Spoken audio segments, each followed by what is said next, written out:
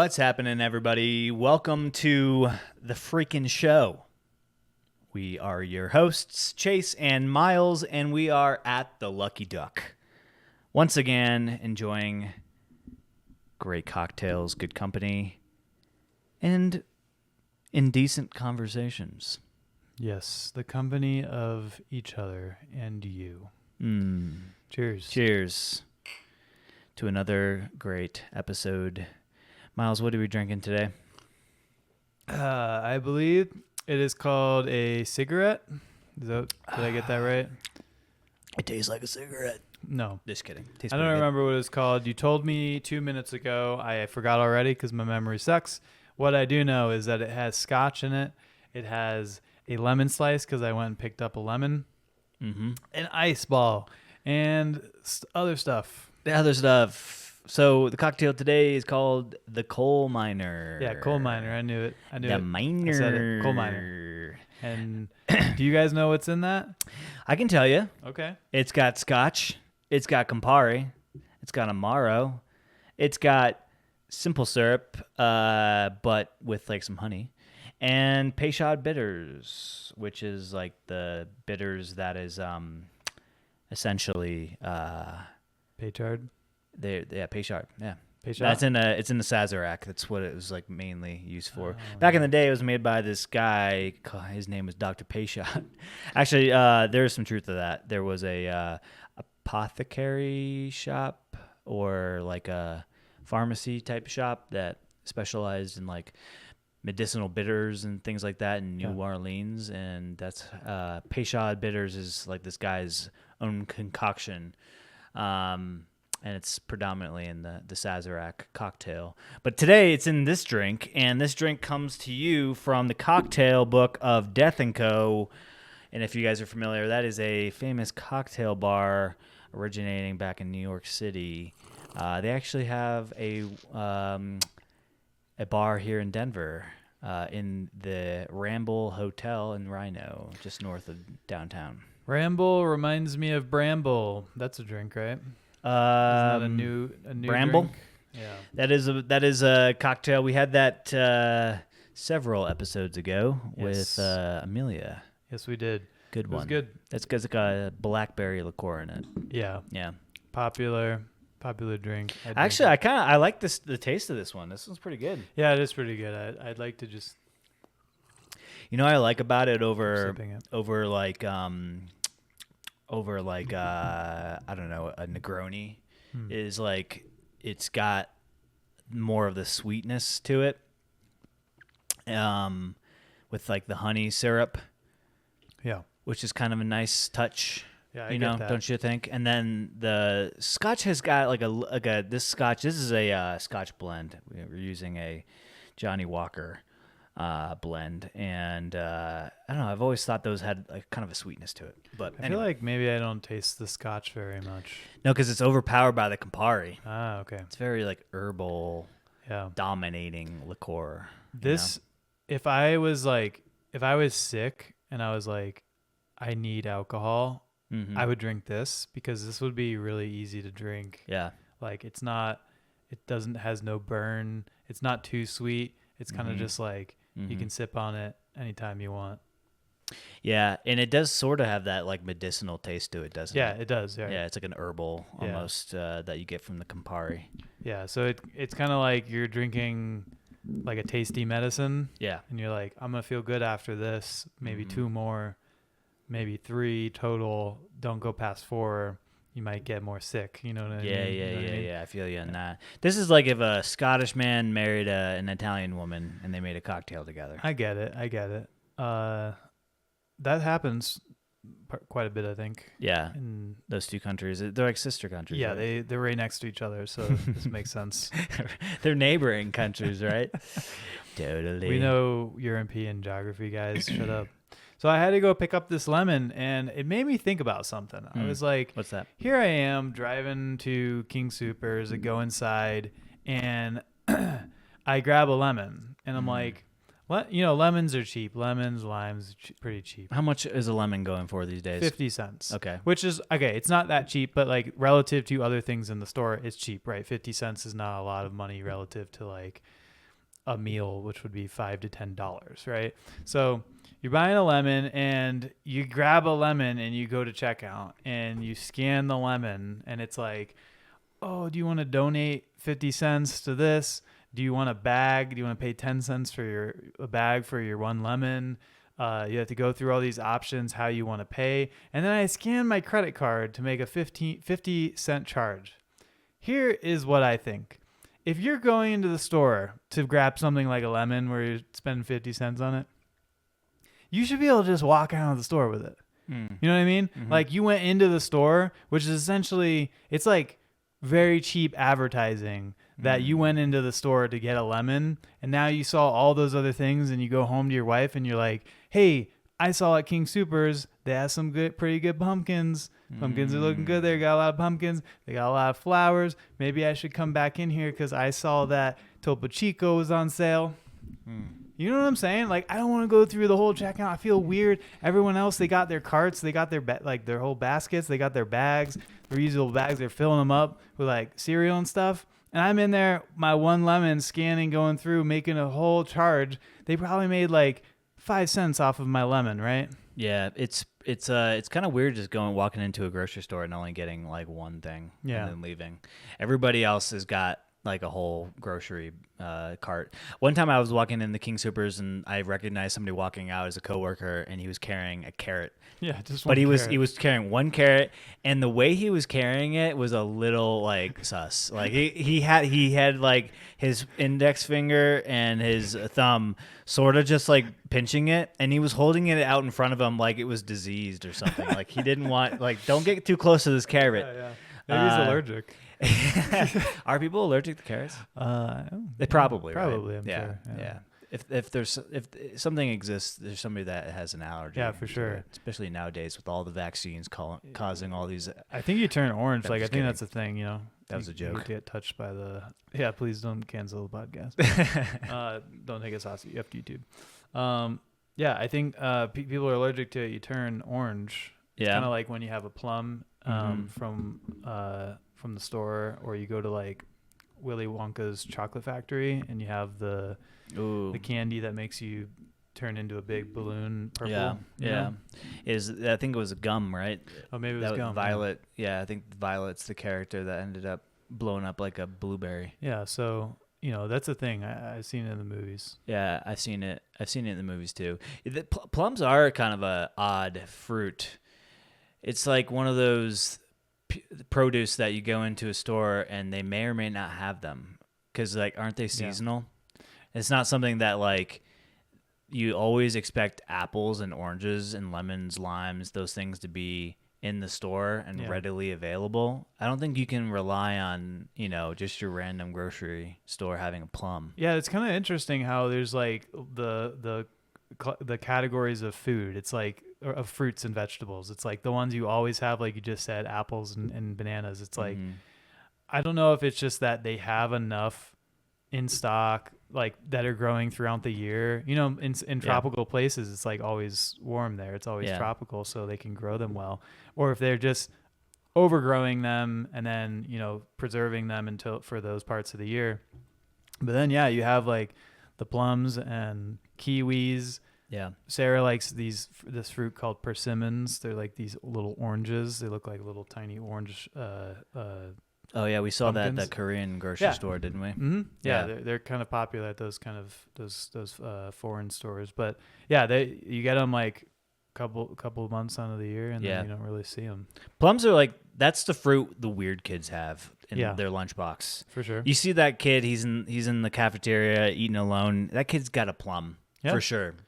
Yeah, and he's probably saving the seed too. He's saving the skins. A little pouch. He skins it. He skins it. Puts the skins on a napkin beside him, and then eats the actual fruit component, and then eats the skins in like algebra, like the next period after lunch. I feel like we're so specific. It almost seems like you have experience with that.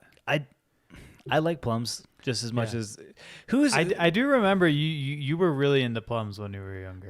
Actually, plums are pretty good. Yeah, they're good, but you were really into them. I wasn't into cantaloupe, which is almost equally as weird. That's like what the fruit that you get in the fruit cups nowadays, because nobody is going and buying that. Honeydew, another one. Who is going to the grocery store and going, I want to get myself some honeydew? I think that cantaloupe and honeydew are the cheaper of the fruits, and they always put them. It's like the most of anything you ever find in a fruit cup. If a fruit cup didn't exist, like those pre-sliced combinations of fruit, cantaloupes and honeydews would just go away. Yeah. We wouldn't grow them. No, nobody would be buying them. It's the filler of fruit. It's the filler for sure. Yeah. I mean, you're not going like who can afford a thing of fruit that's like all strawberries? Nobody. All blueberries? Nobody. Not too expensive. Yeah. Like you go there and you're like, I'm gonna get this huge fruit thing for the gathering I'm doing, but I'm definitely gonna be getting a lot of cantaloupe and honeydew in it because I'm not trying to spend $20 on a little thing of fruit. What is the most expensive fruit you think in a grocery store? Like, let's just toss out the exotics. Yeah. Like toss them out. Star, pomegranates. So like dragon fruit. Those are like, I would call those like exotic fruits. Yeah. Like they're still really good, high in like natural sugar. But let's stick to the like, I would say mango could be considered a normal fruit. That would be my vote. I think mangoes are pretty expensive, right? Yeah. I'm trying to think. Kiwis also sort of expensive. Have you had the golden kiwis?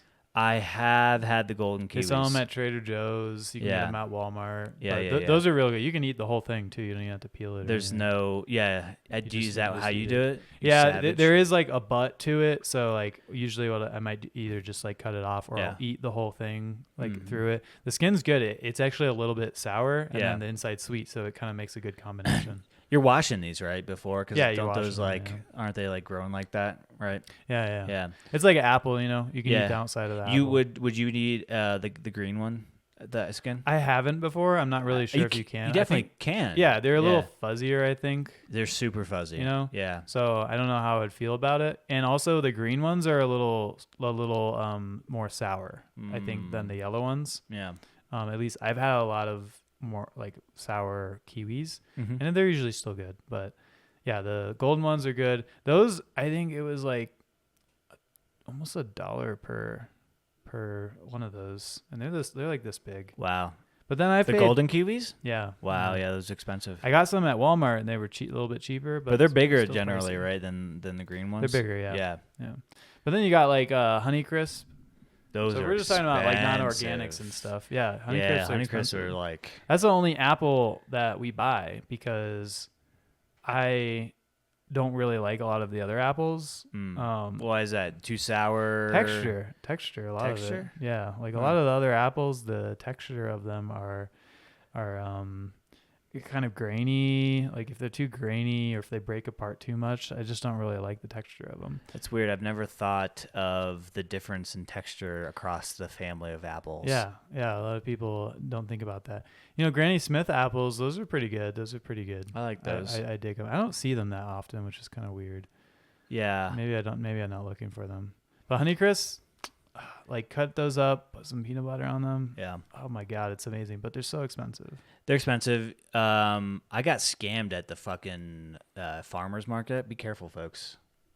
Those produce farmers, they'll charge you up the ass. They go to King Soopers, get some fruit, and then they sell it at the farmer's market. Right? Yeah, exactly. I bought a jar of like preserved Palisade peaches. Now, granted, Palisade peaches are at a higher cost than regular, I don't know, peaches. Yeah. And it was like $20. Oh wow. Yeah. For like how big of a jar? It was actually a pretty decent. It was probably like that tall. It's probably got, I don't know, 10 peaches in it. Yeah. Okay. So there's like $2 a peach. But the thing is, I like about the jar peaches is they stay longer. Oh, do they? Yeah. Because like a fresh. Yeah, because it's like it's preserved basically. It's like like the canned fruits, you can sit on the shelf for years before they go bad. Right. So as long as it's sealed and you don't open it, like you should be good to go. Yeah, peaches are great. I wish they had them really like more. I feel like that's one that they don't have all year, right? Peaches, do they? I feel like I think they do. Okay, but they will come from different regions. Yeah. There are some trade tricks that farmers do to basically supply produce all year long, but there are certain things that you just can't provide all. I mean, like in Palisade, which like for those who don't know, that's a region of Colorado near Grand Junction. It's probably about 4 hours away from here. And they produce their own peaches. They're famous for the peaches. They're really good. I like them at least.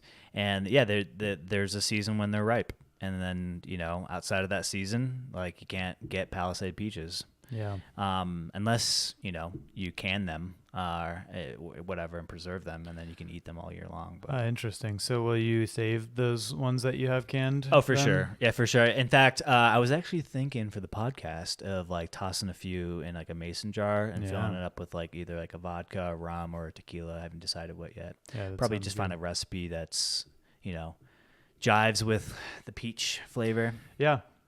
I like it.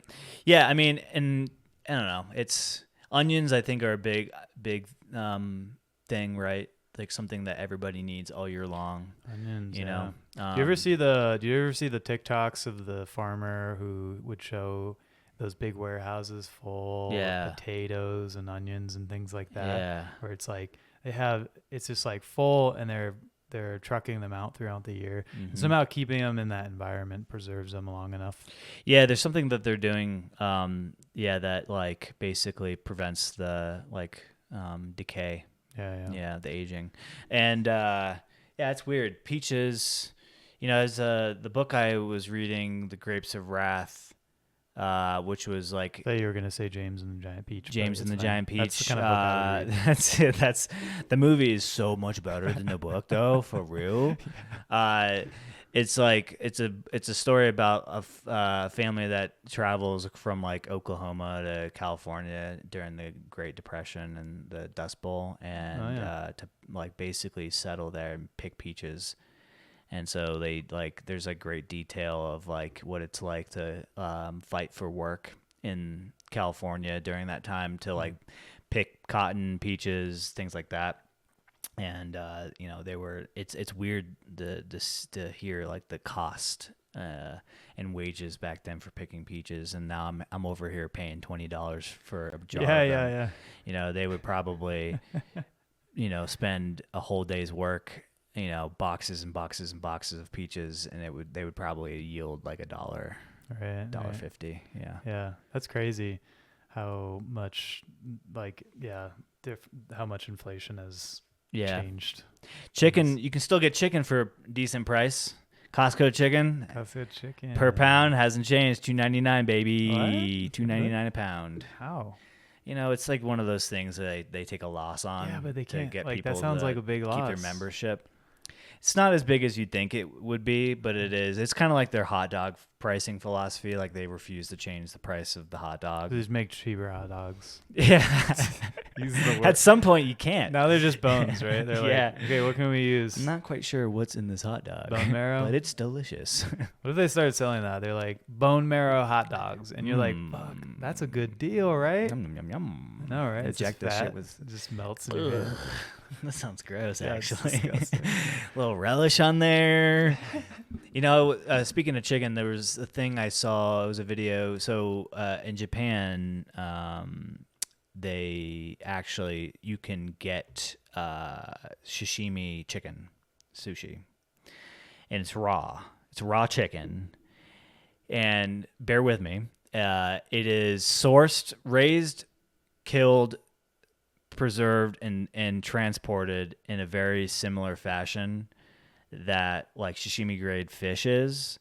So it like prevents and mitigates like the bacteria buildup and growth on the chicken, to where by the time it hits your plate and they've like gone through this delicate process of getting it to you, that you can actually eat the chicken raw and it won't be a detriment to your health. Yeah, sure. I just don't understand the appeal to it, quite honestly. And I saw pictures of or videos of people eating it, and it was just ugh. Like I can get behind the raw fish sushi, like sashimi. I really like that, like a good tuna.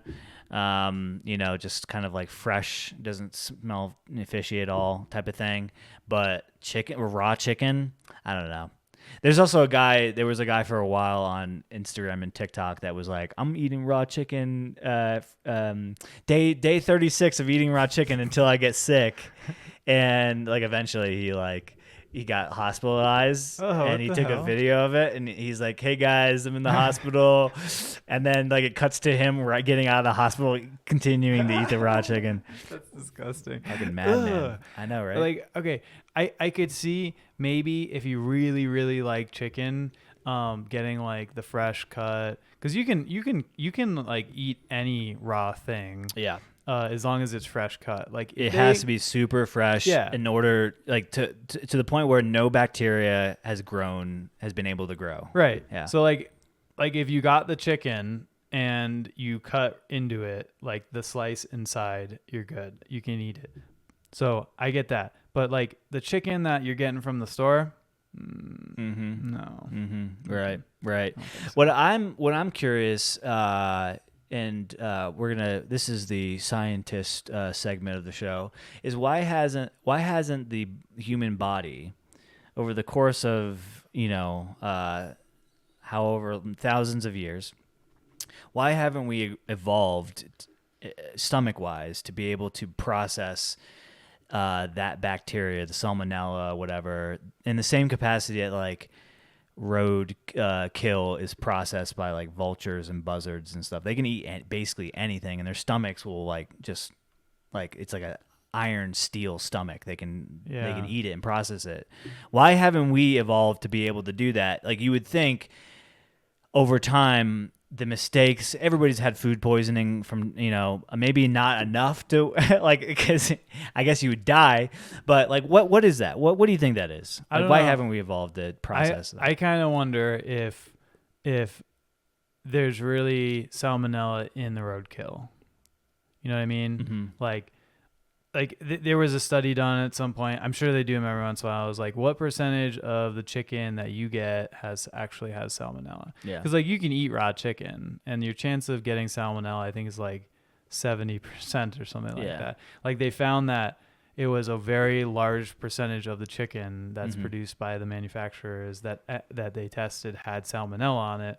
And it's probably because most of it comes from the same place, and like it's not very clean how they're producing it. Right? If you knew where you were getting your meat from and you saw the conditions as they exist today, from like Costco chicken, for example, I'm sure that's a super industrialized factory farming setup that's producing the chicken, or I guess providing the chicken rather. Yep. You'd be like, yeah, I'm definitely not eating that raw. Like, fuck that. Yeah. You might even not want to eat it at all. Yeah, exactly. It's so maybe, roadkill maybe doesn't have the same bacteria. That's, I would maybe guess that. Cause I don't know. Yeah. I don't know how, and also like bacteria, I guess probably affects animals differently. So maybe it doesn't affect them as much as humans, but yeah, that is a weird question. But we also like don't eat it too. Like we haven't given our bodies time to get used to it or try to fight it. Well, in this day and age, as civilized as we are, there really is no shot anymore at mass evolution of that manner, because we don't eat that stuff as often. Now, I guess it depends. If you're desperate enough, you probably would. You ever watch that TV show Alone? You ever heard of that TV show? Yeah, but I haven't seen it. Yeah, it's like for the listeners who don't know, it's like they send like 10 strangers out into the wilderness. They're usually like survivalists of nature, of that nature. So like me, I would be, a candidate for that. Oh, totally. Yeah, you would last a day. Days. Yeah, it would last some days. I meant to say days. Yeah.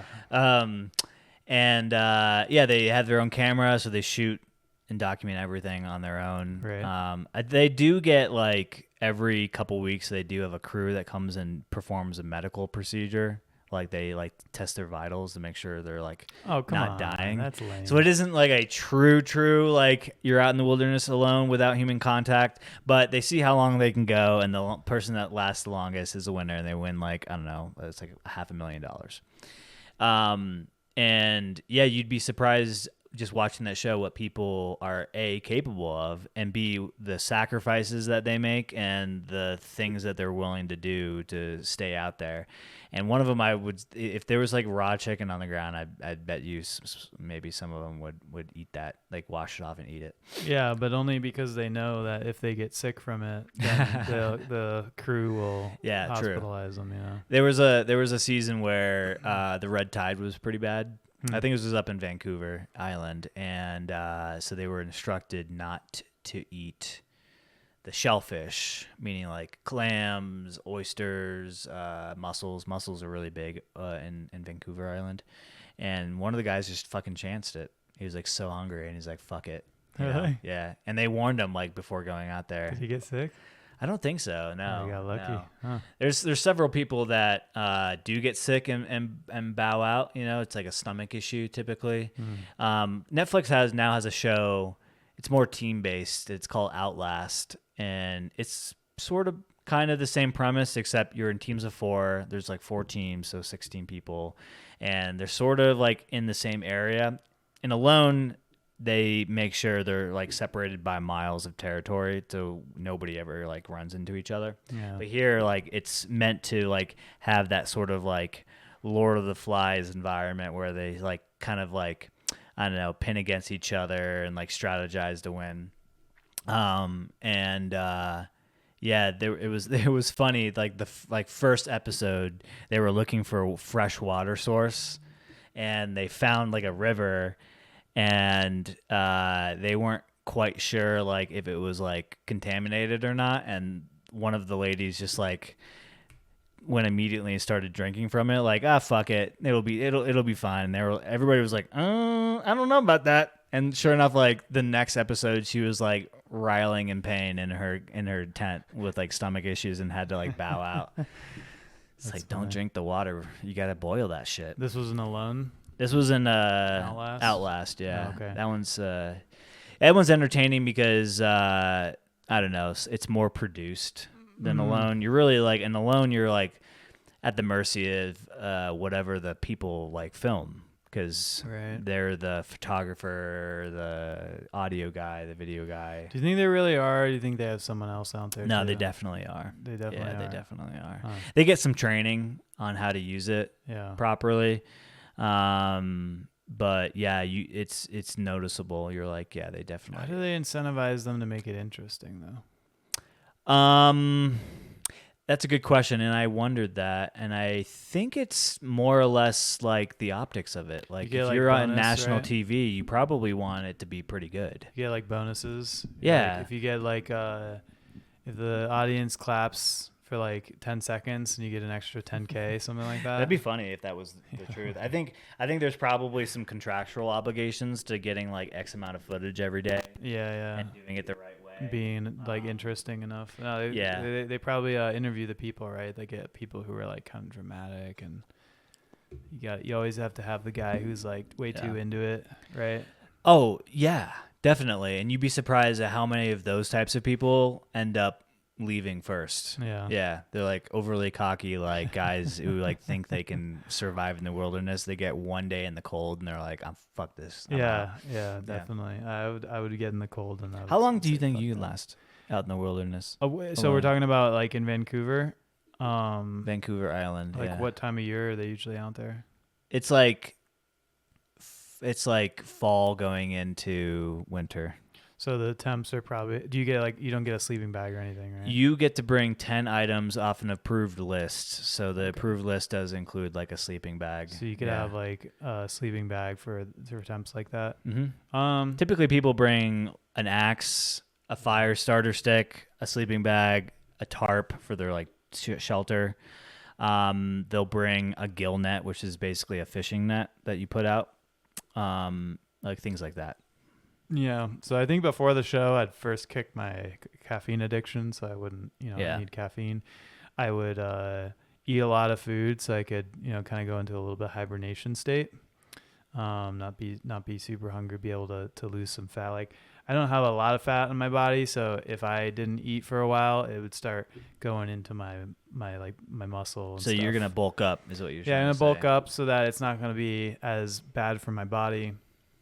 and then I'll be out there and I don't know.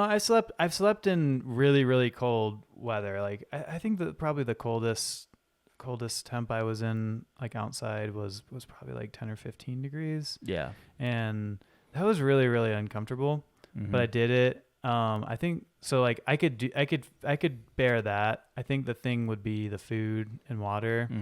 I would have a really hard time killing something, even like a fish or something like that. So that would be really difficult. I would have a hard time finding like probably organic sources to fill me, you know. Yeah, I mean? you would have to have a source of protein. Yeah, and you can't sustain off of like rabbits and shit like that. You actually have to have like fatty proteins like fish and other game. Yeah, even a rabbit. I can't kill a rabbit. Why not? They're too cute. You could if you're hungry enough. Yeah, if I'm hungry enough, but like I think that I would be like I'm done. Like if like how long would I last if I had no choice? I think I could probably last a bit, like a while. But in the show, I would probably leave before I had to kill something. Oh, gotcha. Yeah. I don't think that you would qualify to be on that show. Then. Yeah, I don't think so. I'm pretty sure they screen, and if you say I can't kill anything, they're gonna like, well, you're automatically out then because you definitely have to do that. Let's just put it this way: I have like when I pull weeds and stuff, occasionally I will see I'll see worms, and there's these little what I've realized that they are is at first I started noticing these little blobs like this big, like the size of a couple peas put together, like a peanut. And I'm like, and it's like kind of gross looking, like a gummy or something. And you're like, what the fuck is this thing? And you see a bunch of them. And what I realized is if you grab one and let them sit on you, it's like a little tiny baby slug. They're tiny. They're like this big and they have their little eyes and stuff. Yeah. And then after that, I was just kind of like, oh, he's so cute. Like I move them. I'm very nice to them. I try not to kill them with like a shovel or anything. I'll move them. And, probably killing your flowers. No, I don't know. Maybe, yeah, probably. No, I think they're probably good for the soil, right? Maybe. Worms and shit. I don't know. I don't know either. There's some invasive, like bad bugs for your garden. Yeah, rabbits I can imagine, too. Pretty bad for your garden. Yeah, I know they're so cute though. There's one that's tearing up my lawn. He is really? like this close to becoming rabbit soup. Really? Yeah. Oh yeah, you know it? Yeah. Like the one in the front here? The one in the front, yeah. He's always out there. I was mowing my lawn the other day. I think it was actually yesterday, and I had to shoo him away. And then I noticed where he always goes, it's all torn up. Oh really? Yeah, that bastard. Dude, you need to get more lawn. That's the problem. Like, he has no other thing to eat. What is he? Yeah, he can go find. There's a whole. Like your neighbor? Yeah, there's a whole. The thing, every lawn that I took a walk around my neighborhood, every lawn has a rabbit. I counted about a dozen rabbits. Really? Yeah, and every single neighbor that had a lawn, there was like one in there. Just because this time of year they're fully in population now. That's about to change with the winter time and everything. But yeah, I walked outside once on the front, and they were literally, where like my neighbor's houses, like on front, there's our lawns come together, and there was like 4 or 5 rabbits just chilling. Like one of them was like laying on his back. They're all just laying there. Some of them were eating. And I was like, do you guys do they hang out together? Yeah, and they're fucking each other constantly. Dude, it's fine. They're so cute though. Yeah, they're cute. There was one, we were walking in the backyard, and a lot of times they'll be near that little spruce tree I have in the back. I think they get a little protection from that. And we were walking back there to go on a walk, and we scared him, and he ran into the fence. Nice. And Sarah got all worried. And I was like, he's fine. He's a rabbit. Yeah, he runs into things all the time. Yeah. This is his natural. This is nature. But he was so cute. I don't know. I haven't noticed any damage that looks like it's from rabbits. I guess I have enough grass. You have enough grass, yeah. I don't. So but I am getting his days are numbered. Grass fertilization. Nice. I'm getting like a treatment done. I'm gonna do it throughout the year, but I'm having them do a last one before the winter to kind of winterize your grass. But there's just like, I don't have tons of weeds, but there's enough where if I don't take care of it, I think they'll overgrow. And then also, it's so much work. Yeah. Pulling weeds is so much work. Yeah. So And you can get the weed killer that doesn't hurt your right. lawn if you're like good with chemicals Yeah. being in the lawn. That's the thing. I'm like, I don't know. I don't want to kill my grass. Yeah. You know what I mean? And That's they why also, you do it in a little section first, and then you see how it goes. yeah, true. Yeah, you got to do a tester, a little But tester but strip. yeah, that's what I always feel like about like if they fuck it up, then there's nothing I can do about it. Yeah. If I fuck it up, there's also nothing I can do about it. But at least it's my Mhm. fault. So. I use like these little granular, they call it like nocturnal granules or whatever, and they're like little beads, and I just shake them in my zero zone. A lot of my yard is like zero. Oh, for the weeds? Yeah, for the weeds. Mm. And it works for like 5-6 months, and then the weeds start to penetrate through. Oh, interesting. Yeah, it's expensive too. It's like $50 a bag. But it works pretty well. Yeah, I'll have to get that because I get a lot of the weeds in what did you call it, the xeriscape? Yeah, Yeah, where the there's xeriscape where area. there's not supposed to be living stuff. Yeah. Well, okay, so I have like flower like plants and stuff, so I can't do that there. 'Cause it'll kill No. everything. Yeah, like if I wouldn't put it anywhere close to like flowers. That's the problem I have is I have that kind of like little garden out front. But you can put it around it if there's, Yeah, I'm afraid it would kill it all though. I don't know. I use it around my yard and it doesn't. Like near the grass. Yeah. It doesn't kill it. It doesn't kill the larger plants or. No, you can see some of my yard starts to like seep over into the xeriscape, like some of the grass. Oh yeah. So Interesting. yeah, it's fine. But if you're on a slope, you should consider that, right? When the rain comes, where is it going to wash out into? Yeah. Right. Yeah. But Yeah. yard stuff. Look at you. Our listeners are like, what the fuck are they? They're going into home body, Yeah, we're homeowner stuff. we're what is that called? DIY home influencers now. Oh, sick. So what has been the most unexpected thing that you've encountered owning a home now? I think it's like when we were looking at buying a house, we were okay with needing to do things to the house, not like a major renovation. Like we didn't want to have to redo an entire kitchen, for instance. Redo the countertops? Sure. Not us do it, but pay someone to do it. Paint the house? Yeah. Sure. Easy stuff. Yeah, easy stuff that like we can mostly do. Even the popcorn ceilings, I was like, that's a challenge. I think I could do it. But it was like when you go into the house, you're like, oh, I can change this thing. That's easy. I can change that thing. That's easy. And like, I think what you don't think about is how many times you say that in your head.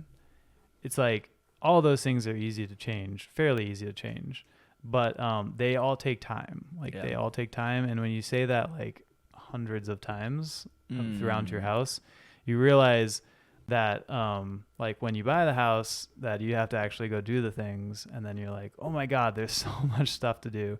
So I think like just every little thing from like changing outlets to painting to hardware to like I had the leak on that thing outside the house, right, that I had to change. So like maintenance things on top of that. And there's like everything you do, it's never standard. It feels like you change on a light and there's something really weird about that light. Like the box doesn't come down far enough, or there's like an extra wire. You're like, what the fuck is this wire? Or, whatever. And like, I just got a new washer and dryer. I moved out the old ones, and we were having someone come deliver them, and we got free installation. It was perfect. I was like, I don't have to do anything. So the guy hooks them up, and he comes to me. He's like, hey, I got to show you something. And he's like, look, your outlet box is leaking. And he's like, I can't leave this hooked up. The company won't let me. So like, the power outlet box or the water outlet box. Oh yeah, okay. Yeah, there's like, for anyone who doesn't know, there's like a box, and you have hot water spigot and cold water, and you hook those up via hoses to your washer. And the way mine are is I have like the valves, but I have they're called uh, hammer arresters. And what they do you know what that is? Nah. Is it the little? Is Yeah. it the little pressure cylinder? Yeah, it's like yeah. a cylinder. It sits on it, and they sell ones that have them built in, or you can add them on.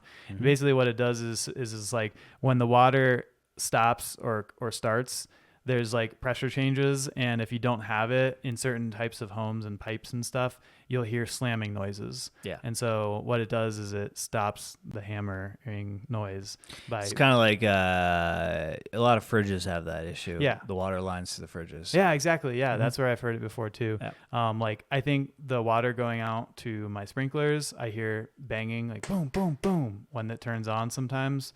Wow. So things like that. So we have them on there, and it was like leaking where those connect. And so I'm like, fuck, this sucks. You can see there's a little bit of corrosion around it, like the blue, whatever color. Yeah. And so I'm thinking like, oh, I just have to replace that box, right? That's how easy it. Google it, $70 from Home Depot. I'm like, I'll go get it later. So I'm about to go to Home Depot to go pick it up. And then I'm like, wait, maybe I should figure out how I actually install this, right? So I Google how to install it. Turns out you should be a plumber if you're going to change this out. Like it's not something you should really do yourself unless you're used to cutting pipes, like using the cement stuff to connect pipes together, cutting metal pipes, things like that. Yeah. So I'm like, fuck, this sucks because now it wasn't leaking before, but now it's leaking. It looked like it had leaked in the past very slowly, but it wasn't at the time when we bought it or since then.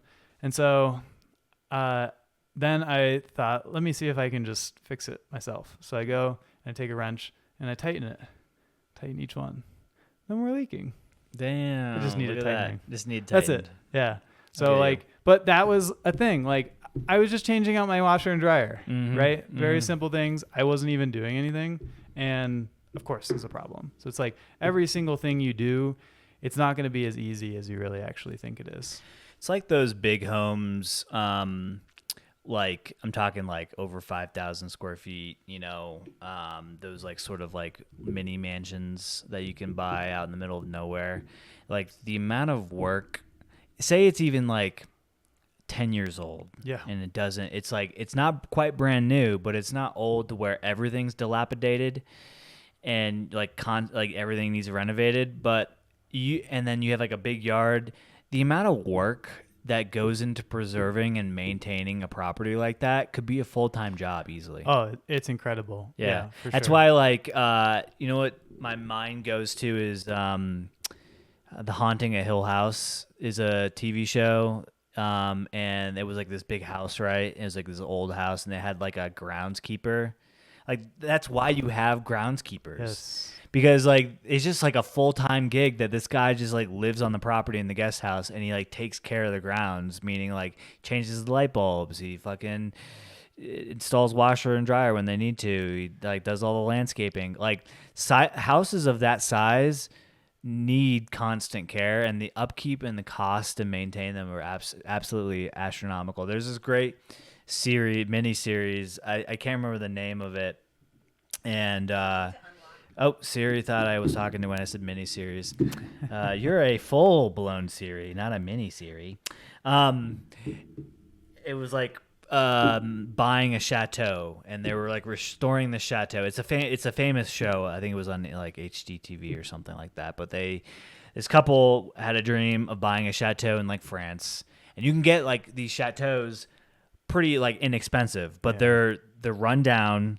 The family that built them no longer exists because they all died out or something, and now they went to auction. And there's it's these massive homes. They look like castles almost in like the countryside of France. Nobody lives out there, but you have these Americans or your other Europeans coming in. They will buy them and restore them, but it is a fuck ton of renovation work, and it will cost you just as much.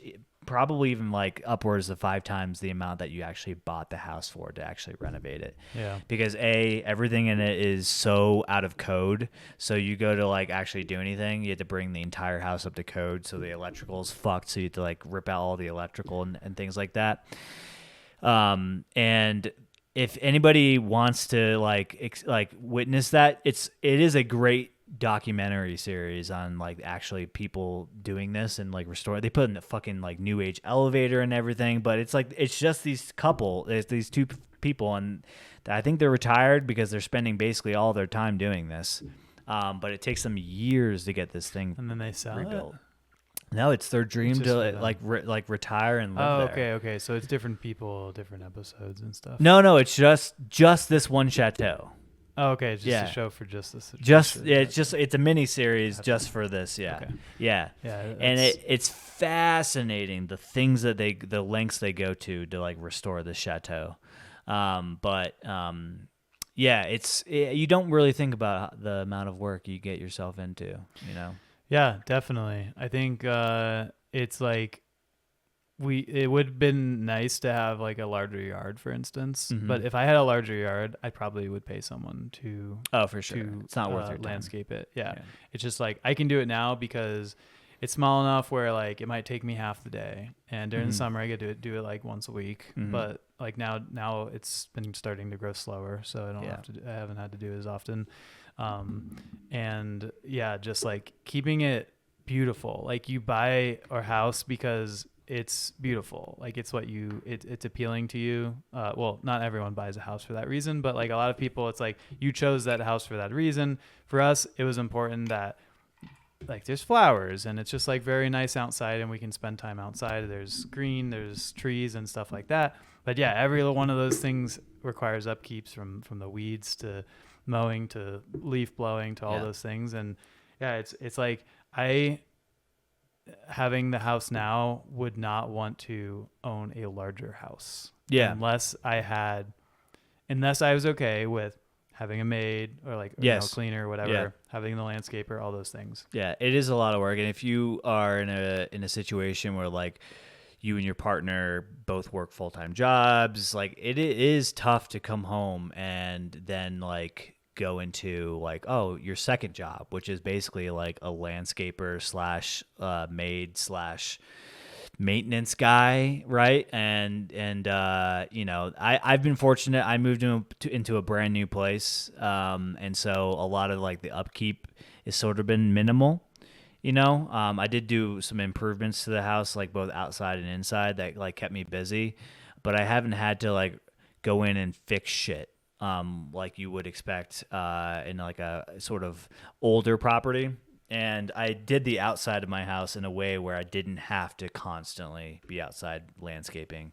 And that's where that Xeriscape came in. And I remember getting a lot of like, I don't know, side eyes by particularly one neighbor. He doesn't live here anymore, but he like thought I did artificial grass.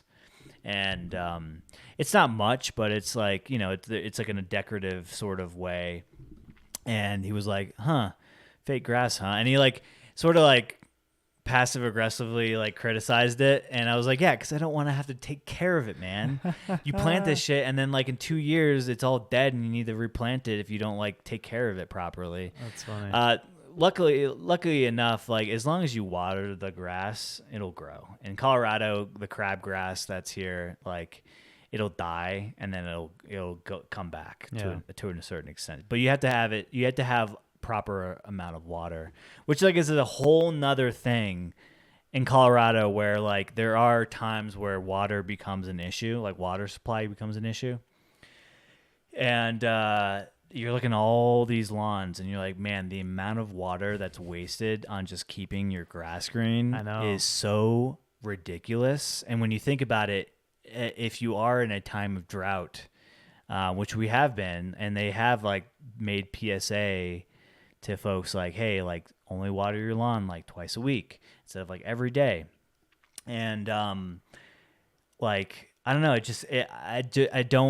I don't buy into the whole like keeping a grass green in the front of your house or the back of your house for that matter, just to like make it look green. Like the amount of resources it takes, right? It's just not worth it. Like both on a time like spent and also just like on an ecological scale, Yeah, it is really interesting. Like if you look at any new development around here, whether it's on the west side, the east side, the south side, the north side, they're all building those Xeriscape yards. Like it's very Like very sustainability. uncommon to see like a natural grass yard because of that reason. Like when like I can water my yard 3 times a week, 3 times a week. I think that changes during the winter and stuff. You know, they have different rules for different times. Oh, of so year or whatever. your HOA has rules. Yeah, it's the county, I think. Oh, I the think it's county. Okay. Yeah. Yeah, they have rules. I would imagine Douglas, like here, they have a. Fuck, I'm watering you know, my lawn every day. I don't know. Shit. Yeah, well, you know, your neighbor might report you. Report me. Yeah, no, I'm sure, like, yeah, it's, but the thing is, like, I guess it's kind of like when you go to newer areas of Denver, you notice that they do the landscaping differently. Like Lone Tree is a very new area, and they don't do a lot of, at least what it seems like irrigation and stuff to do kind of like very green, grassy yards. It's kind of like natural grass. Like they'll leave it grassy, they'll put up trees, all those kinds of things. But I think they're it's like things that will just grow naturally, and you don't have to do as much irrigation and whatnot. And so it's less costly and also using less resources. I thought about that too. I was like, that I feel bad using the resources, and it's also like you kind of get a little anxiety about the future. Like, what if they put even more restrictions, and then now you have to replace your entire yard? Yeah, right. It is interesting. I wish artificial turf was better than it currently is. It's okay. Like, it's okay. Yeah. You know, you can get some really high end stuff, but it's expensive. I mean, you could be paying $20 a square foot to do a yard with artificial turf at $20 a square foot. You're looking at like, you know, $40,000 to do a yard. It's incredible. So, but you know, HOA, like I wanted to do artificial turf in my front yard because I was like, fuck, I don't want to have to keep watering this. It just from a sustainability standpoint, it just doesn't sit right with me. But they won't let you. Oh, really? No, they will not. You can do whatever the fuck you want with turf in your backyard, but from a curb appeal standpoint, they don't want like carpet grass. Yeah. You know, which I get, I understand. Like, cause some of that cheap stuff, it looks bad. Like it just doesn't look real. Yeah, for sure. But you can get some stuff that looks halfway decent. I think what I have in my yard is like halfway decent. Like it doesn't look quite like carpet, but it doesn't look real. You know, like it doesn't look like my front yard does. Granted, my front yard doesn't look the best in its current condition, but you know, so I think if there's a product out there that comes out that's affordable, be sustainably sourced, because you don't want to replace something that's just going to like basically cost you know, twice the amount of, you know, emissions or whatever, carbon footprint, and cost, sustainability. I think then we can have that conversation with like HOAs nationwide. But you said something interesting, like your front yard's not looking too great right now, because you have some kind of problem with your sprinklers or whatever, right? So your backyard looks better than your front yard. Yeah, currently. You know what I mean? So like, which would you rather have? Like that looking like in your backyard because maybe you're having an issue with something back there, or like how you have it now? We just haven't gotten to the point where drought is that much of an issue for where we'll start, you know, if it becomes an issue, they're going to, I think eventually water will become a precious resource, and we'll resort to some extreme measures. One of them being letting us use artificial turf in our front yard. But the thing is, that's living in the suburbs, right? If you live in the suburbs, you got HOAs, you have covenants, you have rules, and you know, that's the situation that you choose to be in when you buy a house in a development like that, you know? Yeah, I was told this interesting article that one of my friends had sent me about this this woman and her husband who were coming. I think maybe they were in the military or something, coming from overseas. They were coming to Denver to look for houses, and she had talked about the unaffordability of homes, and there was this whole arc to the story. Basically, her saying like, people think that what like to make it like to show that you've made it, you'd buy a house. Like that's the status symbol. Like when you ask someone when they feel like they were successful, it's like when I got my dream home, something like that. And I didn't totally agree with the story, but she was talking about how expensive it is here, and she's talking about like having little tiny homes worth $700,000, and like the cute quaint home she went to that was like 1.3 million or 2 million or something like that. And I'm like, what? I think you're looking like near Boulder or Golden or something. There's many homes in Denver so many homes that are so much more affordable. Yeah. I know it's not very affordable comparatively, people, right? Relatively speaking. Yeah. But if you're like, she compared it to San Francisco and LA, which is just not there. Like it's just not the same. Like it is still very affordable. You can find homes in the 400,000s. Yeah, you can. They won't be close to downtown, which like I don't know if you even want to be anymore. Like downtown Denver, it's sort of going through like this weird phase where it's like there's a lot of construction happening down there, and so a lot of businesses have been sort of like quiet to come and like have this resurgence, and the mayor's doing this whole thing to try to turn that around. But until the major parts of renovation are done, they can't really do much about it. And quite frankly, some of the infrastructure problems with traffic and things like that may kind of like push you a little bit further outside of Denver. And I think that's totally okay because you can just commute wherever you want, and some of the train systems in Denver are actually pretty robust. But regardless, you can always buy a condo. Yeah, the condos are pretty affordable. Even downtown, you can get a $400,000 condo. That, I mean, it may not be like exactly what you want, but if the market continues to trend upward, which it's predicted to do, you could potentially see yourself making a decent investment there.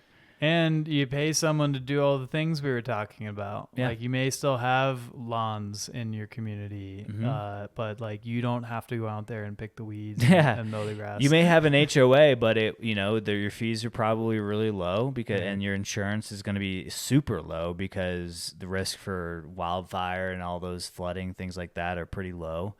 And really what you're paying for is like the interior of your home at that point. And whatever you're paying into your HOA, that's basically covering the exterior of the property in terms of insurance, right? That's how condos typically work. Yep. So still pretty affordable in my opinion.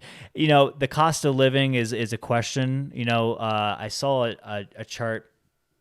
It was like comparing states, basically like what you need to be making in order to live comfortably, which I think isn't a subjective thing. But the scale was 2 income, 2 child home, what you should be bringing in to basically live comfortably. I don't know what exactly live comfortably means by those standards, but the number that it was displayed for Colorado, which keep in mind was a bit higher than the national average, as you can imagine.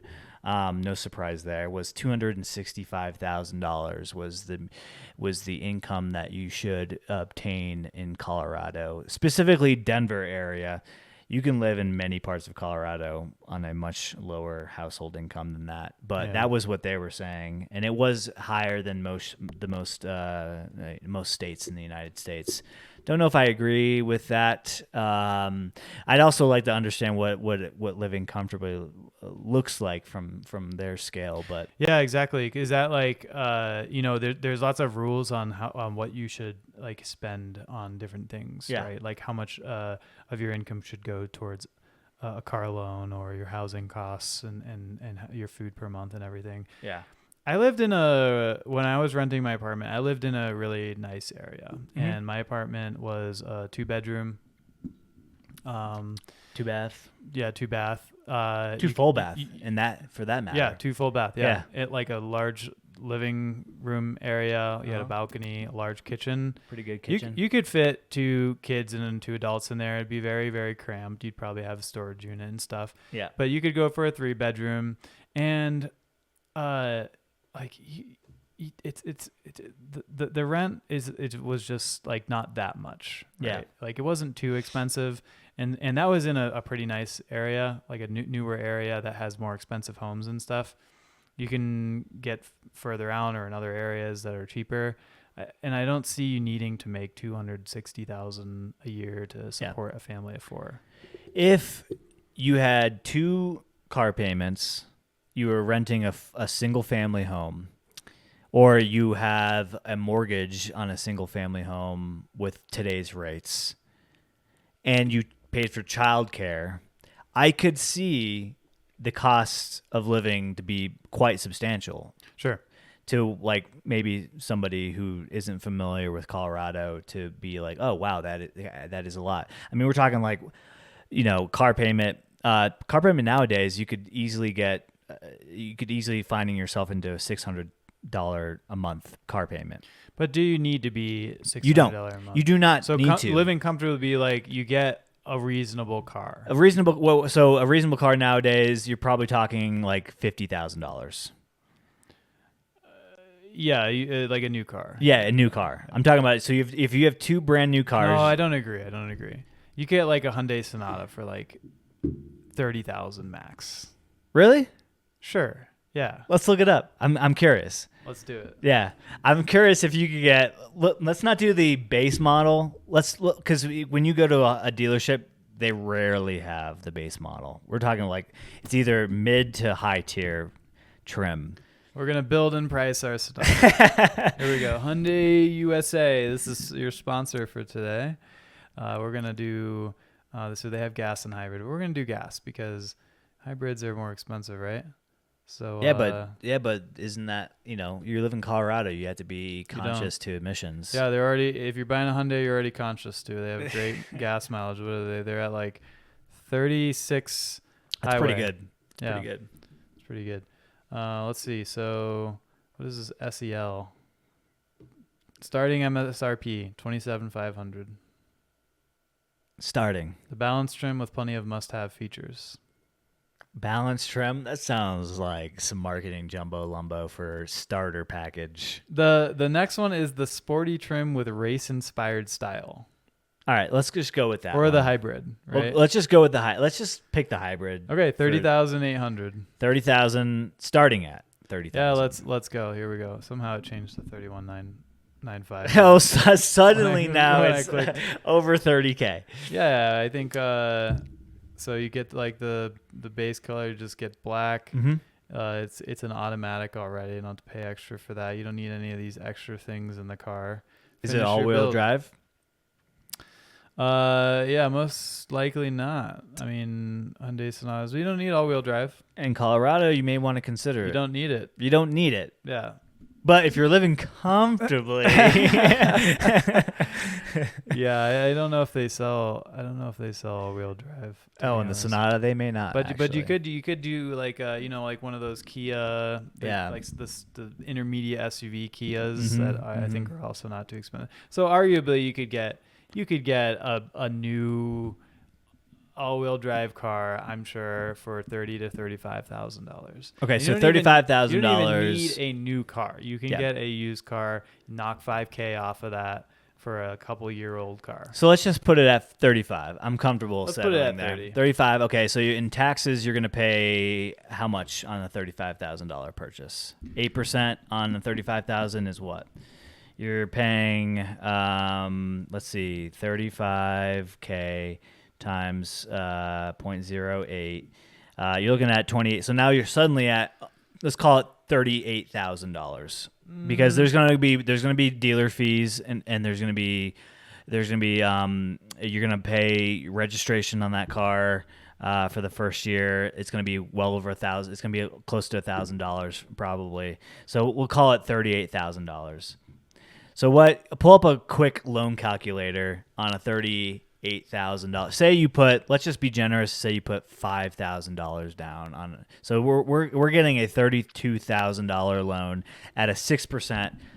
Let's call it 6.5% loan. Yeah, but I think Right. Hyundai is gonna give me probably like a 2.5%. 2.5% for 12 months. Let's see.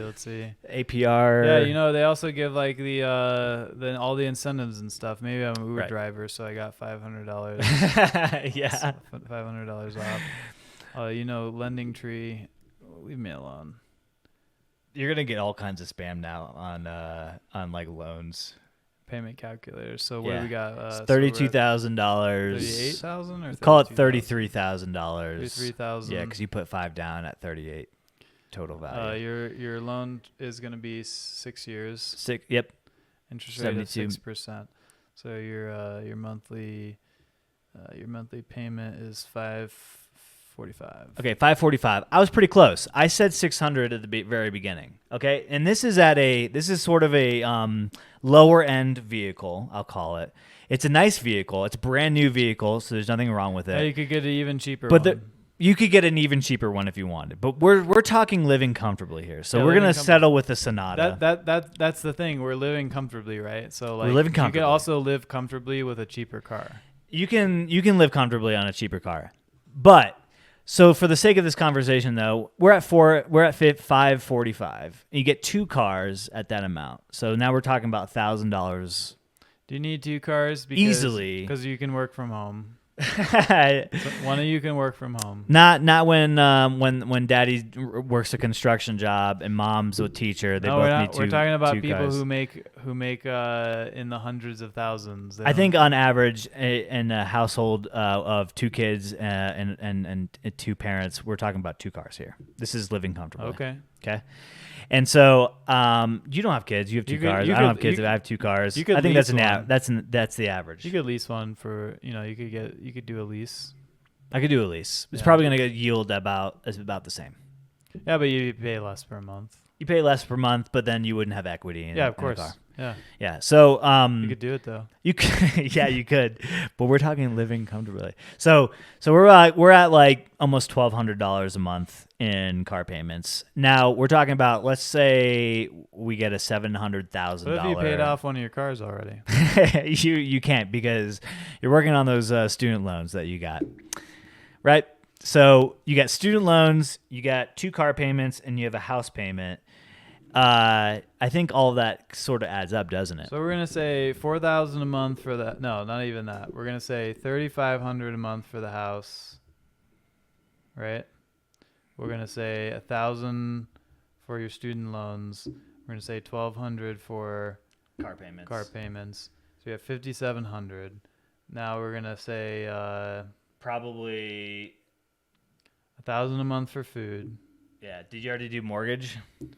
Yeah, $3,500. It's pretty low. Well, you can rent. Okay. All right. can Fair rent. enough. Yeah. Fair enough. You rent, but I think in this case, you probably own a home. You just bought a $650,000 home in Denver. Well, not smart. If you try to live comfortably, it's pretty smart.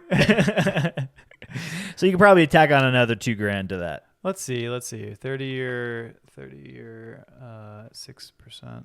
6.5. You can't get a 6%. It's cheaper now. It's like 5. It's like No, it's not. 5.5%. No, it's not. It's cheaper now. It's like still above 6%. No, dude.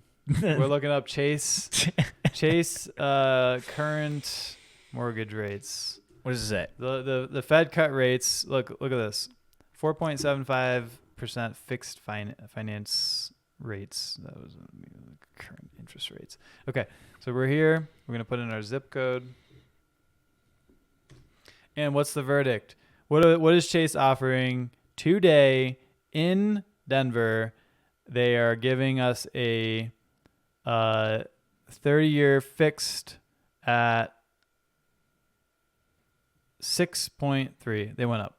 Yeah, but 6.3. But they were offering 5. Let's say you bought it 3 months ago. No, but we're talking about today. So it's going to be at least a 6%. We're gonna say 6. Yeah, we're just gonna gonna say say 6. Yeah, because maybe you bought your points. We're down. averaging it out. It's $3,900 a month.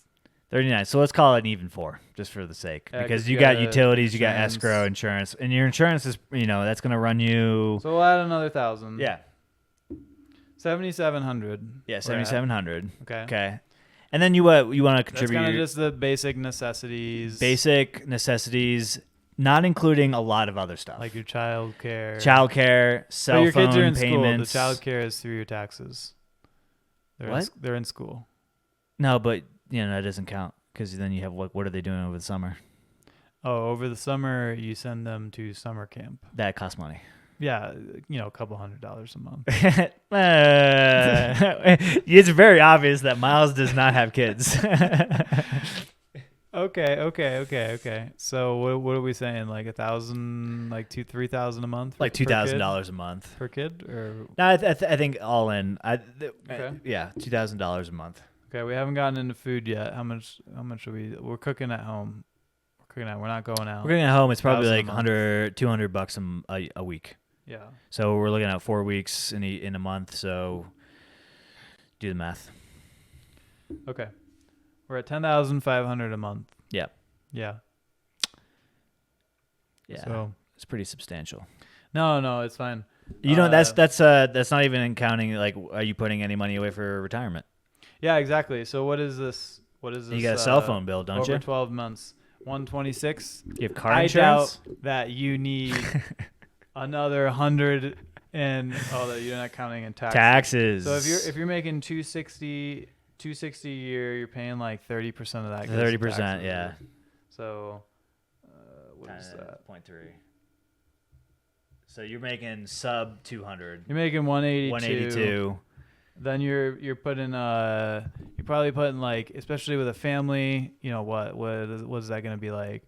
$500, $600 a month towards your medical insurance. Yeah. And then you doing your 401k, you're probably doing like, maybe your employer's nice, they give you like a 4% match, so you're doing like 6% in to get like at a 10. Most employers don't though. Don't offer matches. So and if they don't, it's definitely not 4%. It's a pretty nice match. So we'll say we'll say you need to put 10% in. That's going to reduce some of your tax liability. I think with that, doesn't matter how many ways we put it here, we're not going to figure this out. No, but we're getting close to what they were suggesting. We have 182. We can start counting down from there. We can start throwing some things in. You're probably at a fixed cost of maintaining your lifestyle, not including entertainment, vacations, things like that. Taking the kids to the movies, whatever. I don't know. Here's the other thing, and this is going to sound really entitled, but when you're making that kind of money, and you go to the grocery store, like you have a little bit of a twisted reality when it comes to money. Like sometimes you see $5 and you don't think $5 is very much money, so you may be spending more than like someone who's making less. Yeah. Right. Because it's just like it just changes your mind a little bit. You might not recognize prices as much, right? Well, that's what we were talking about a couple podcasts ago about Kroger wanting to institute some sort of AI to change dynamic pricing based on your income bracket, right? Because of that very fact. Perspective of money changes based on how much dispensable income you have, right? Like this, I have bought milk every couple weeks for my entire life, my entire adult life. I know what milk should cost. Like I just know it's between like $3 and $4 for a gallon of milk. Yeah. It fluctuates like eggs and shit. But I know it should be around there. If I go to the store and milk is like $6 for a gallon, I'm like, this is organic.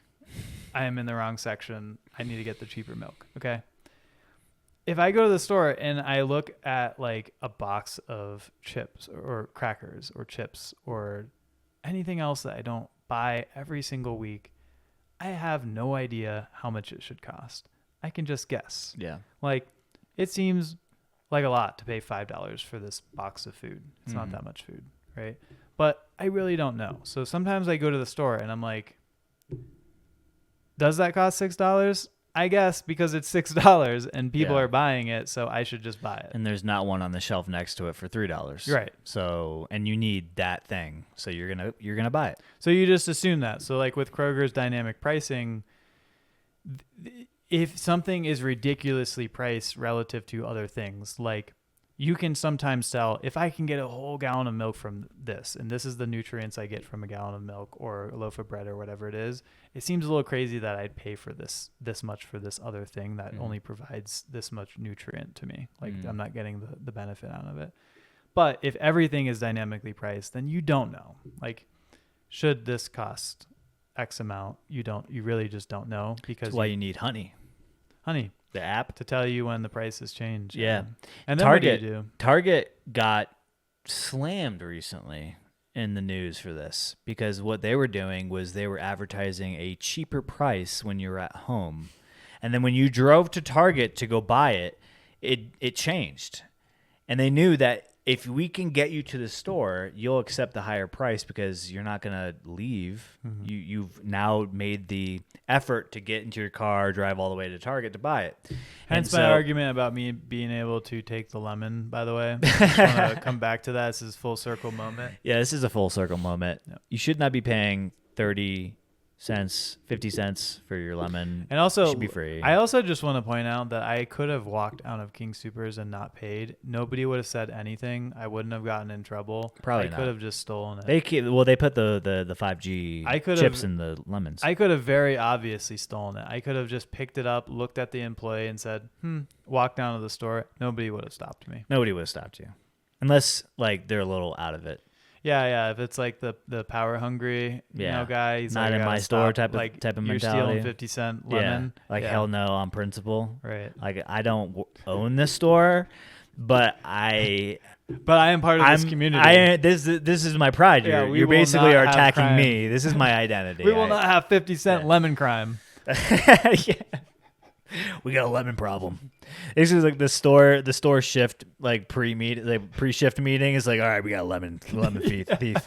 Our lemons are way down, and we need to put a stop. But to isn't that kind of weird? Like, it's my morals. Like, I'm not going to get in trouble for stealing a lemon. I'm just not going to. But I go through the checkout and spend the time doing that. And because you're a law-abiding citizen. I mean, there is a psychology sort of discussion here to be had about, like, the reason why when you're at a stoplight intersection and it's red and it's taken forever, you don't see traffic coming from any direction. There's no cars around you, but you still wait. Yeah. You still wait for that stoplight to turn green to give you that the access to. But why do cross. I drive over the speed limit then? Because there's not enough enforcement behind it.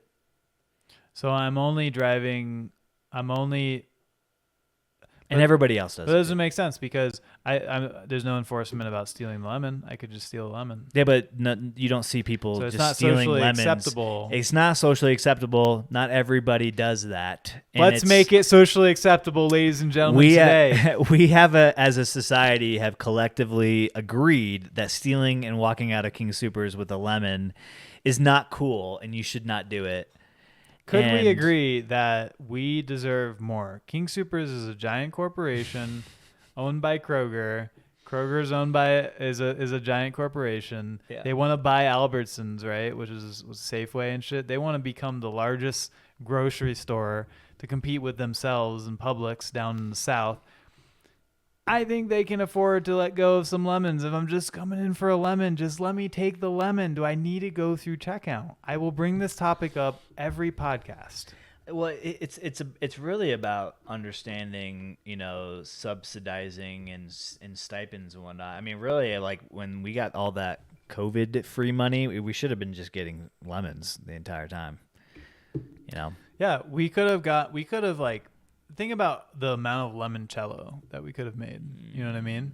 Yeah. Like, go to the liquor store, buy your bottle of whatever alcohol, then squeeze some lemons into it, put some sugar in it, limoncello. How do you make limoncello? That's good. Good question. I think we might need to consult with the Italians on that. The Italians know best. They are the connoisseurs of limoncello. Did you have a limoncello when you were? Oh, for sure. And I saw tons of lemon trees. Right? So many. Oh, did you? Lemon trees? Oh my God, so many. Like everywhere I went. Especially in Tuscany. It was like they were obsessed with them. What is limoncello? It's a lemon-flavored liqueur that originated in southern Italy. It's particularly popular on the Amalfi Coast. Is that where you went? No, I was above. Amalfi Coast is southern Italy. Okay. But it does say where the lemon trees are abundant. So that must be why limoncello is so popular there, because they have so for many sure. lemons. Yeah. Okay. So how do you make it? By the way, it's only the second most popular. What do you mean? Campari is the number one. Oh, in terms of like liqueur? Yeah. Oh, in Italy. Okay. I can see that. Yeah, it's everywhere, Campari. You know. Yeah. That and what's the other one? Aperol. Yeah, Aperol. Yeah. Mm-hmm. Okay, so you need lemons, vodka, sugar, and water. So vodka. I was very close. Oh, vodka. I said get your liquor and lemons and sugar. I didn't say the water because, come on, we're not trying to water it So down. could I potentially just make my own, or do I need to like have a science kit? You don't need an Italian person to be there. Well, I am. Oh, I am you're Italian, so I Okay. am permitted. I got my permits. I had to like apply for it and everything. They stamped it, so I'm good to go. I had to provide a DNA test. They're like, limoncello. So you're good then. Permitted. It does say you have to say limoncello 3 times once you is finish this a the Beetlejuice recipe. thing? I don't like it now. Speaking of applying, I applied for my passport. Nice. Yeah, that was a story. You can apply online now. You can apply online, so I would encourage someone to apply online. Let me know how that process goes. Yeah. I applied. What was it, like last week or something? It was Yeah, like 2 weeks ago. Yeah. I applied and sent it in, and they are sending it back already. Like they're sending a new one. Sick. Yeah. So 2 to 3 weeks. My ass. Passport Office of America. Okay. Maybe you shouldn't have made me pay the extra $60 to expedite it. And Is then that the what it extra costs? $23. Yeah, it's like, Well, it went to a good cause then. Is it 100 It actually like worked, doesn't it? yeah, it worked. Okay. 3 weeks is pretty good So to get a new passport. yeah, it should be instant. I'm a fucking citizen who's had a passport for like 50 we have an years. immigration problem. I'm not Talk 50. to the border. I Yeah, don't know. I have a passport. I have global entry. They literally let me walk through the fucking immigration line. Like I look at a screen and then just hand them a card. You look kind of Okay? suspicious. I don't know. And yeah, anyway, I should have just gotten it instantly. This is bullshit. I pay taxes. I should have got it for free. I shouldn't have had to pay so much money. Oh, are you saying like the more taxes you pay, the higher priority you should? No, get? it's not the higher priority you should get. It's just that you didn't have to pay more money. True. You know what I mean? True. Like I pay taxes and the government should fund me being able to leave my country. Okay, so question: how much did expedite fee aside? Don't count that. How much did it cost you to? It's renew? $130. It's a lot of money. Yeah, $130 to apply for your passport. So I gotta imagine this fee is like covering the whole process, right? It's like The process once Funding- you've sent it. funding the whole, like the people who are reviewing and approving, right? Yeah. I don't know like what taxes the passport Yeah. company gets, but basically you pay $130 for the application. So you gotta print it out, fill it in, or actually you fill it in and then you print it out, and then you put it in an envelope. You get a money order or a check and you write it. It's $130 the base price. You pay $60 to expedite it, and then if you want them to send it back to you expedited, so like they can send it regular mail, which would take 1 or more weeks. If you want it to get back in a couple of days, you pay another $25. So it's like $200 something. Put in a money order. You put it in there. You go to Walgreens. You get your picture taken. You staple it to the paper. You go to USPS. You send it off. Goes to some PO box. Wait, why did you go to Walgreens to get it taken? Just Because there's very specific requirements on the size of the photo and how large your head should be and like where it should be in the photo. Couldn't you just do that on your own? Yeah, I could, but I didn't want to figure out how to make sure that all the dimensions were correct. Yeah. And Walgreens does it like all the time, like every single day. And it probably wasn't that much money. No, it was only $17. Oh, that's a lot of money. Yeah, it was a lot of money, wasn't it? Damn. For It's a kind little of a- 2x2 photo? Yeah, that is Yeah. a lot of money. Walgreens I've is done scamming passport me. photos before, and like on my own. Yeah, because you like know image sizing and stuff. Like I guess, don't know I don't that know. stuff, right? Yeah.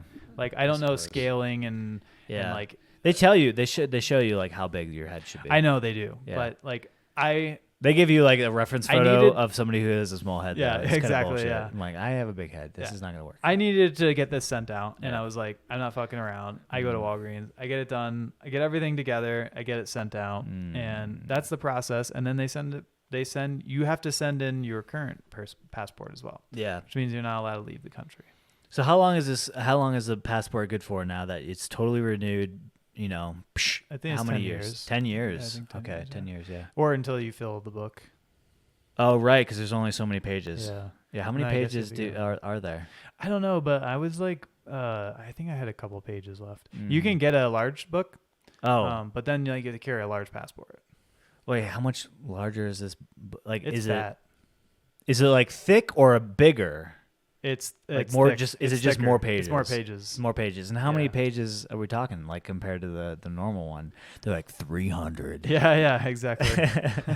If you pull up the, okay, you have it up Yeah. already. So Oh, she is thick. That's it's all- almost double the size. yeah, that's a regular passport over there. It's more than double the size, and that is someone who travels A very lot. frequently. So those are the two options you have. So if you're someone who travels like 4 times a year, over 10 years, 4 or 5 times a year, you might fill this book, Yeah. but you're not gonna fill this book. No, You know what you're I mean? not. No, you are not. So this is like if you're traveling, Yeah. once a month. When you go to a country, and every time you come into the country, they stamp your book. Yeah, Okay. and usually out. Yeah, right. stamp And do it in they and stamp the out. same page? No. New they page. just stamp. Well, it's like on each page you can stamp like 4 times, I think. Really? Yeah. So Can it be like, different countries? Yeah, it can be different countries. Okay. So like I had. Have you ever like gone to a country and been like, no, not that page. Do that page. No, but they do sometimes look at it. Like they'll start flipping Like, through where it, have you and then they'll be been? like, and then they'll flip a few more times and then stamp it. I'm like, What were you what looking are at? you?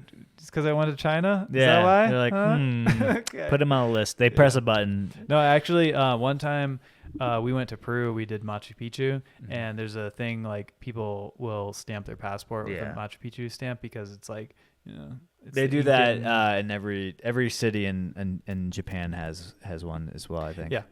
Technically, you're not supposed to do that, and it can void your passport. Fuck. Did Yeah, you do that? I did it, yeah. And like every time I've gone through a border, I've thought about it, and I'm like, fuck, they're gonna stop me this time. They're gonna see this stupid ass, cheesy Yeah. looking Machu Picchu stamp. Yeah. Sorry, Peru. I love you. I love Machu It's probably Picchu. not even real. It's fake. It's fake. It is literally fake. Mm. It's just a stamp that somebody made. Yeah.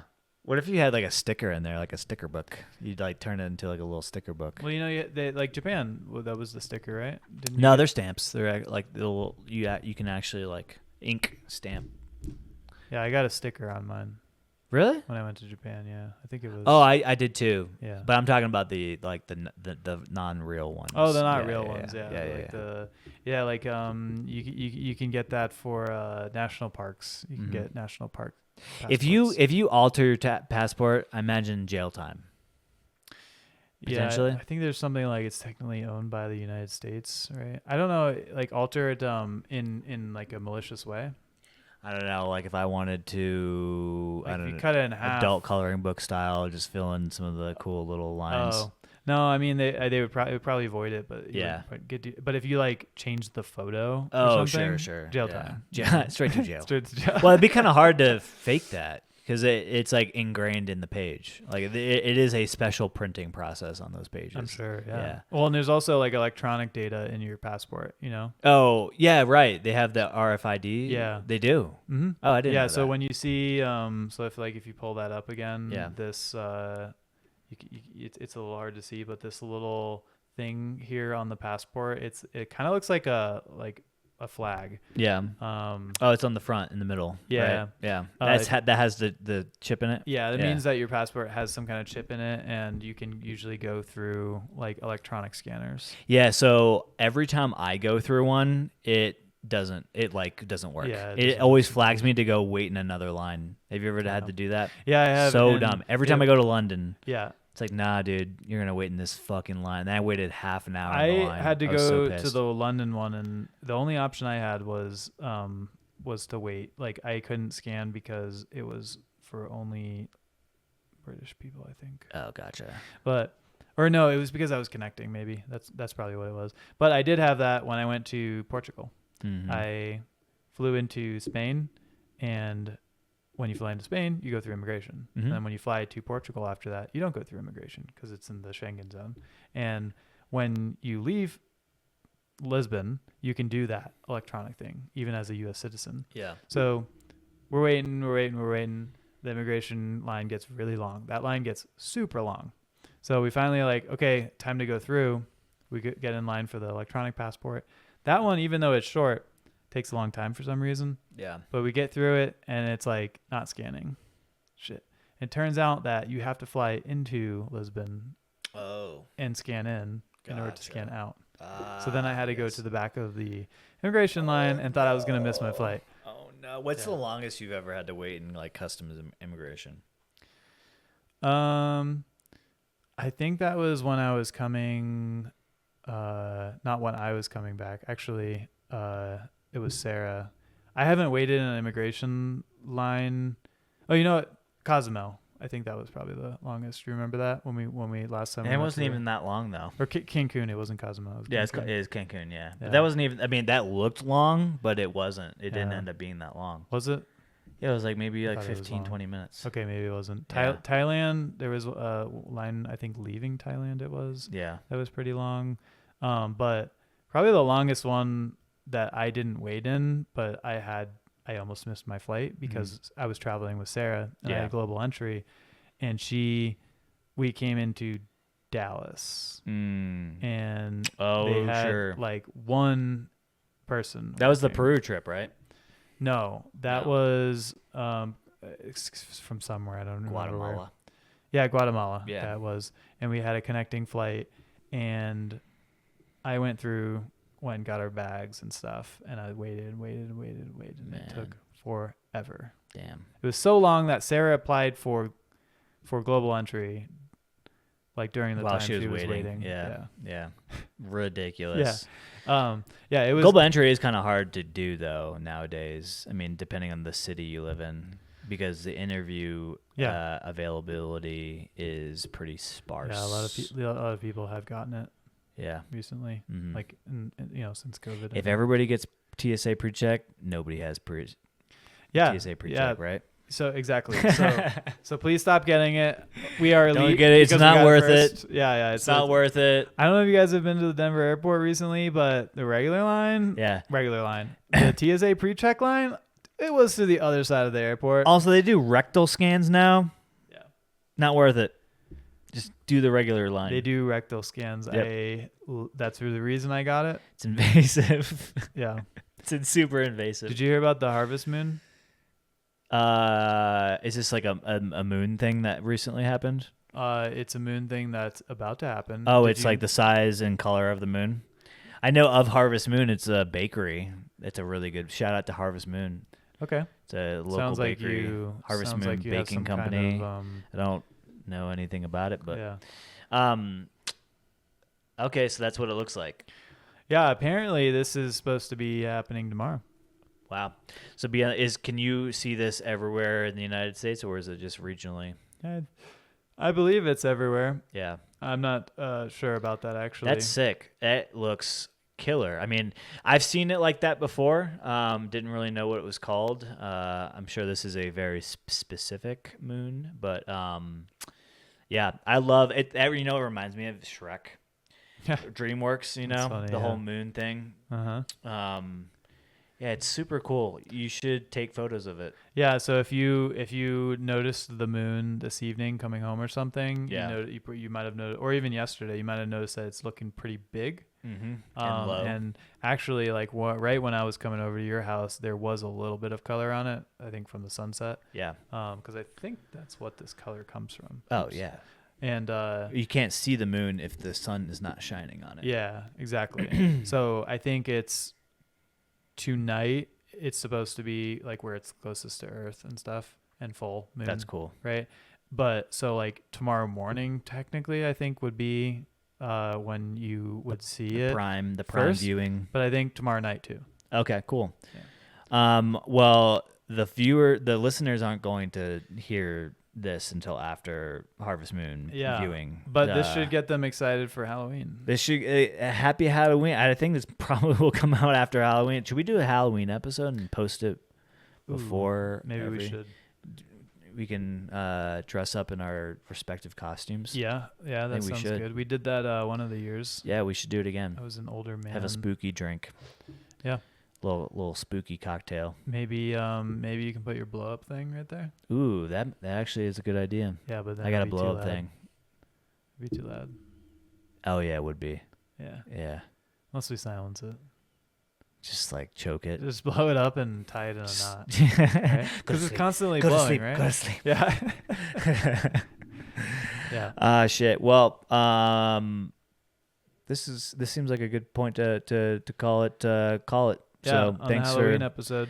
Thanks for listening, folks. If you guys aren't listening on Spotify, you may not be able to catch the video. We have video on Spotify now, so if you guys are video addicts and want to see the show, want to see us and our beautiful faces, you can catch us there, or you can just go to YouTube. That's always an option. That's free. I don't know what the deal with paid Spotify things, if you can listen to podcasts without having a subscription or not, but anyway, you can always catch us everywhere else you find podcasts, where you're listening right now. I don't know why I'm saying this, but literally watching right now, guys, on Spotify. Oh my God. Right here. It's crazy. Technology is amazing. But what you should do is go to our Instagram, follow us, like us. We always do the cocktails and how to make them on there. And until next time, be sweet, keep sweet, pray and obey. Love you. Adios. Go to bed.